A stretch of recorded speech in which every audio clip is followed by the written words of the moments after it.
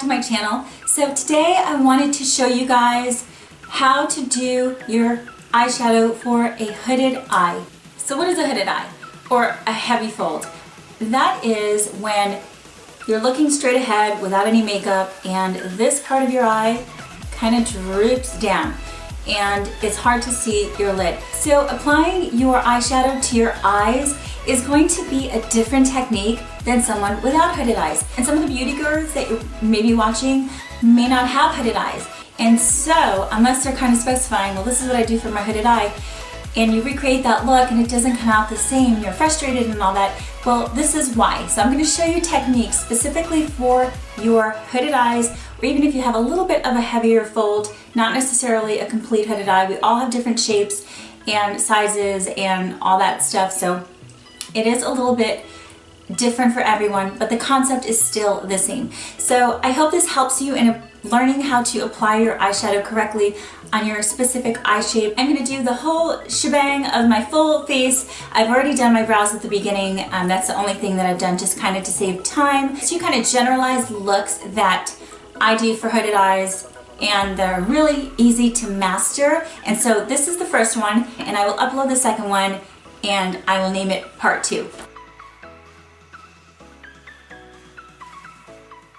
Starting with priming my face, I'm going to use Makeup Forever Step 1. So this is really good if you have any texture or any large pores that you want to fill in so that you have a nice, smooth, clean canvas to start with.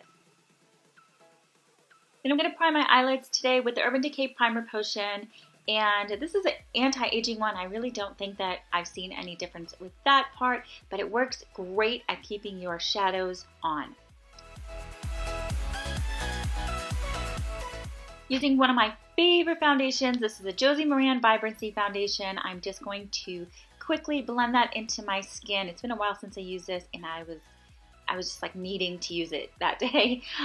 Anyway, I'm going to use a little bit of a color corrector. This is MAC's Prep and Prime in the color Radiant Rose, and it has a little bit of a pinky color, so it's going to cancel out any dark circles, and I do have them, and I have them in those areas that I am blending them in. And I'm using my finger to do it. Now I'm going to do some highlighting. So I'm going to take a little bit of this Tarte Shape Tape, and this is the light medium. I believe that's the color I used today. And I'm going to place it in the typical places where I highlight. A little bit goes a long way with this one, and you can blend it in numerous different ways. I like to kind of use my fingers as the last part. It really meshes it in.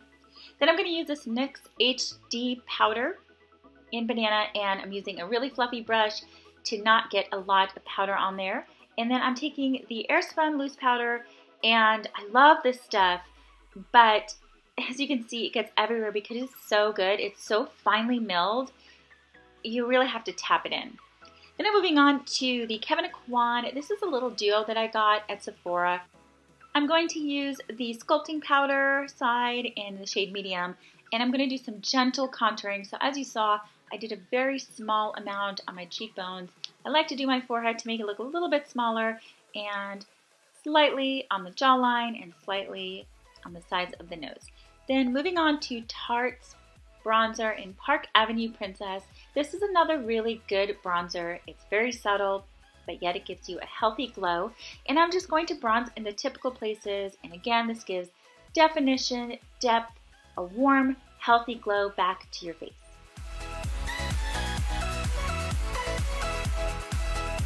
Alright you guys, so I brought you in a little bit closer so you can see what I'm doing. We're just going to focus on the eyes now.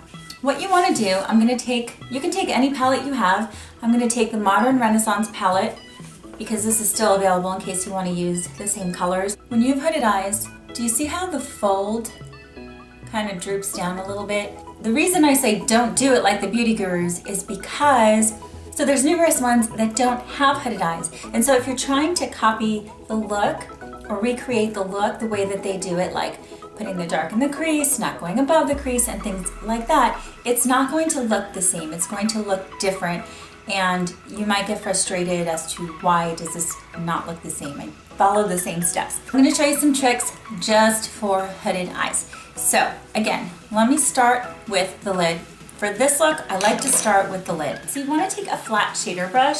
So this is one of the brushes that came in the Urban Decay. I think this is a Naked 3, but any flat shader brush will do. So anything that you can kind of pack on your lid. This is a trick that I do. I'm going to share it with you guys. So if you have hooded eyes and you put a lighter color here or anything shimmery on your lid throughout the day as you're, blinking or just going about your day, it tends to transfer because this part of the eye is hitting the lid.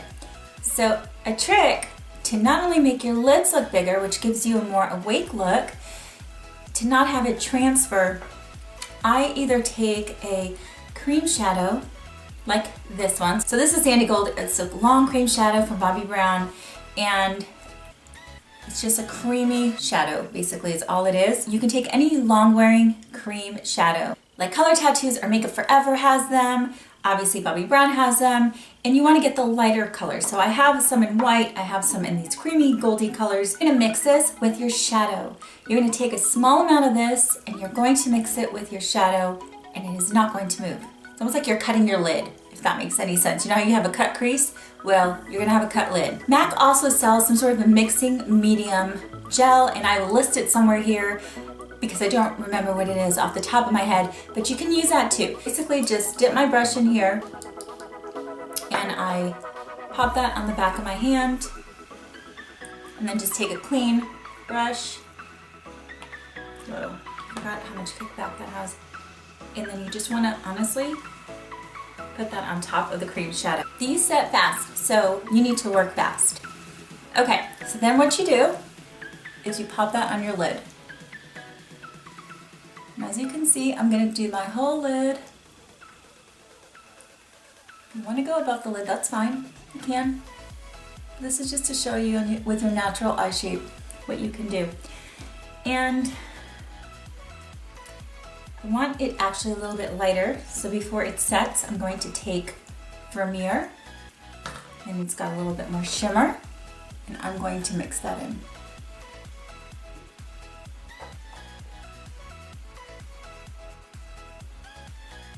Trying to stay right where the lid would end. And then I'm just going to do the same exact thing on this side. For this look, you want to use a light color on the lid because now you can see my lids. Before with a hooded eye, they kind of cover it. So whatever lid space you have is basically invisible. Anything you lighten is going to look forward. Anything you darken is going to draw back. Moving on, we're going to take a transition color. So this is a color that's a couple of shades darker than your skin tone.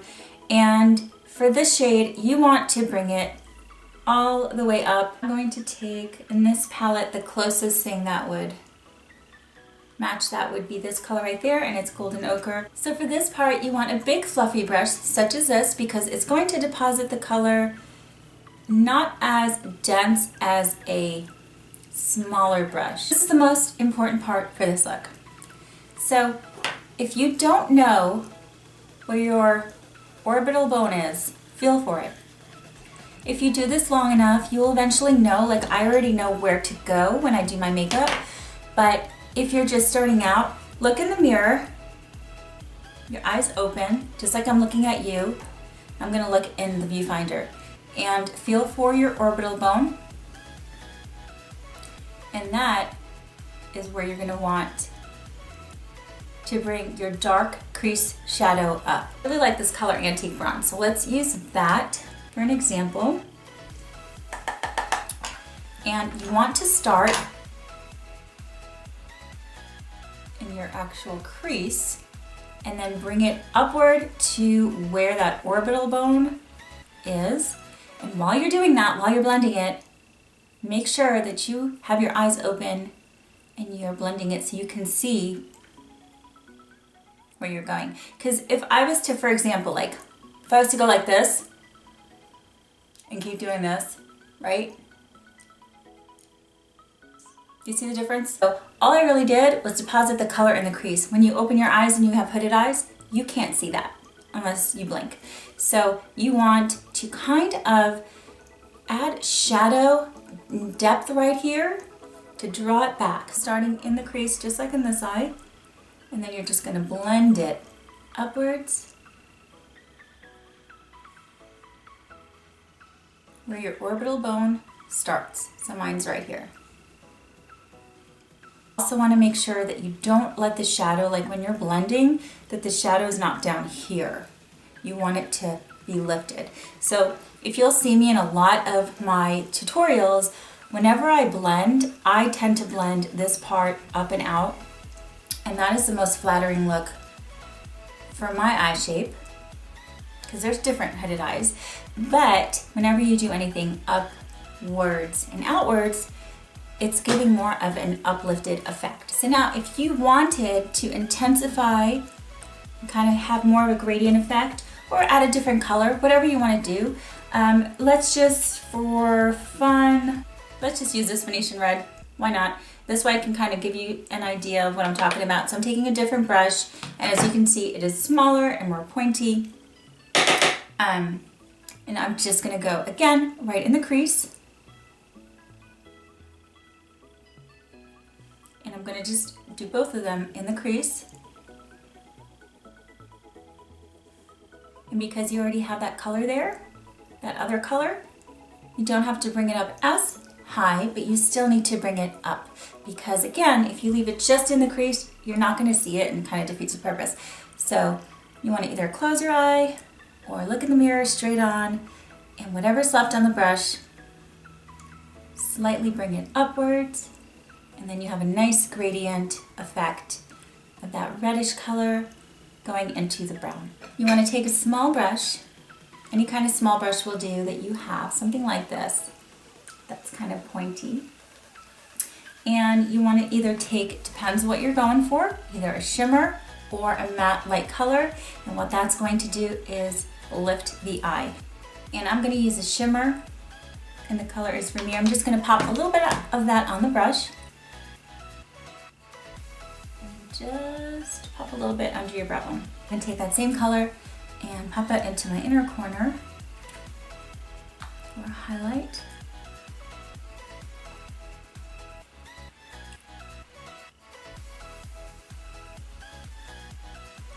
Got our lids, we've got our shadow on, and since we started doing this smoky eye with a bright lid, now we're going to go to the lower lash line. So this part isn't very different compared to other looks. If you're doing a smoky eye, you just want to continue with the colors that you used up here. It's not very different than somebody else that doesn't have a hooded eye per se. So I like to start with the darkest color that I used, which was this antique bronze. And I have a smudgy brush that I use that it looks like that. And all I do is just smudge it on my lower lash line. And I'm gonna bring it all the way inward. We're just gonna go all out smoky eye.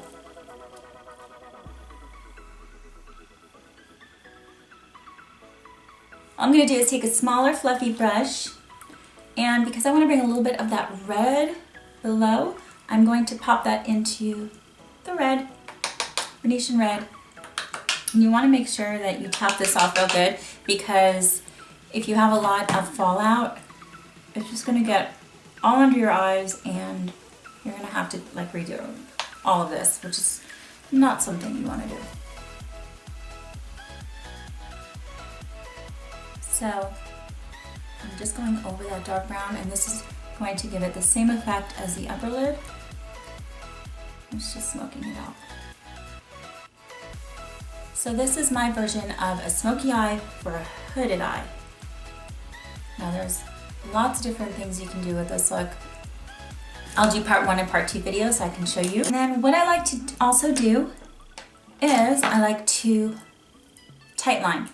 So I like to take the darkest black that you have, and pop that really, really close to your lashes.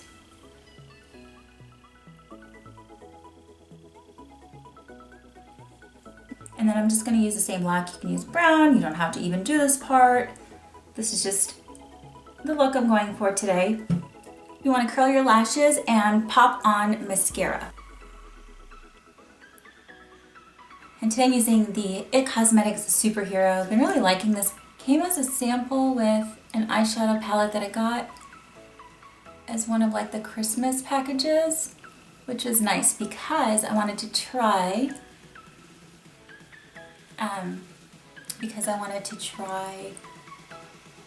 It Cosmetics shadows as well as this, because I heard so many good things about it. It's really hard to talk when you're doing your mascara. Oh my gosh, I really have to concentrate on this. Do you guys see how long my lashes have gotten? I'm really so impressed with Lash Boost. It's just crazy. I'm going to use this guy for my bottom lashes. This is the MAC Insta Curl. The wand is so not for bottom lashes, but I really like it. It doesn't transfer and it makes them super spidery long. It doesn't work really well on my top lashes, so I don't get it, but it works. For blush, I'm gonna take a plummy color and I'm just probably gonna mix these two together. And they are Ironic and Montage in this palette. This is their limited edition, in case you guys have it. If you don't have it, a good alternative is Tarte's Blushing Bride. It's probably one of my favorites in their collection. Very similar.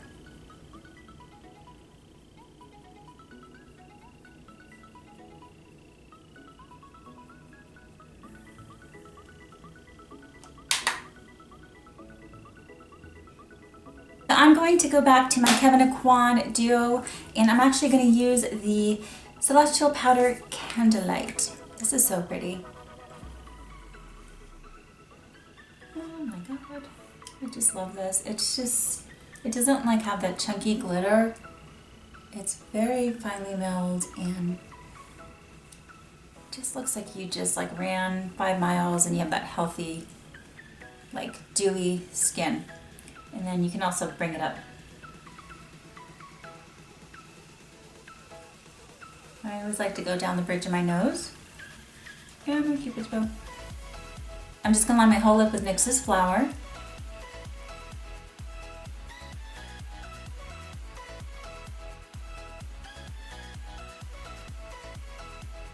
I'm gonna take this really nice pinky color from Buxom and Erin, and we'll give that a go and see how it comes out.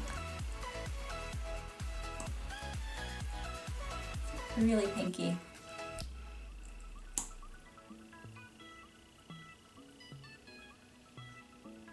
I love these Buxom glosses because they give you that like minty tingly sensation. Not like too dramatic, but it just feels good. I don't really think it does anything as far as plumping, but it feels good. Just feels like you have peppermint chapstick on. Alright guys, so this is the final look. I hope you found this video helpful and I hope you enjoyed watching it. And hopefully the tips that I gave you were helpful, that next time you go to recreate an eye look or even just do your makeup on a day-to-day basis, it helps you out and you're happy with the results. As always, thanks so much for watching and I will see you guys in my next one. Bye guys!